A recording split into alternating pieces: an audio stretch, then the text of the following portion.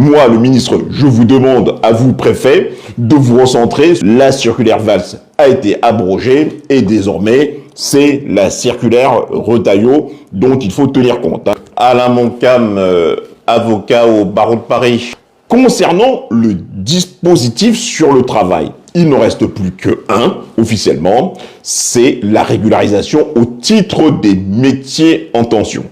C'est ça dont parle la circulaire Retailleau. Concernant les régularisations à titre exceptionnel justifiées par le travail, moi, le ministre, je vous demande à vous, préfet, de vous recentrer sur le mode de régularisation prévu à l'article L435-4 du CESEDA. CESEDA, le Code des étrangers. Le ministre dit au préfet de la République que pour régulariser les gens au titre du travail, il faudra tenir compte du dispositif qui est prévu par la loi immigration, à savoir la régularisation au titre des métiers en tension.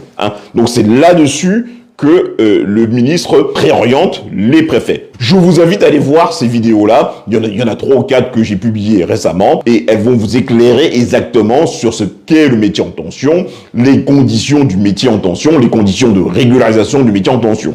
Pour être régularisé au titre des métiers en tension, premier critère, d'abord, il faut exercer un métier en tension.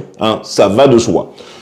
Qu'est-ce que c'est qu'un métier en tension? Il faut aller consulter un arrêté du 1er avril 2021, qui va être d'ailleurs mis à jour bientôt, que vous pouvez trouver sur Internet, et qui liste par zone géographique quels sont les métiers en tension. Donc, il faut que vous occupiez un poste qui figure dans la liste en question, dans la zone géographique en question. Deuxième condition pour être régularisé au titre des métiers en tension, il y a une condition de résidence de 3 ans. Dans ce cas précis. Donc, quand vous exercez un métier en tension, la condition minimale de résidence qui vous est demandée, c'est 3 ans. C'est pas 7 ans.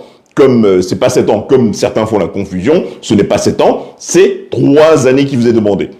Troisième critère, si vous souhaitez être régularisé au titre de votre métier en tension, il faut avoir une ancienneté de travail d'au moins 12 mois sur les 2 dernières années. Donc 12 bulletins de paye sur les 24 derniers mois.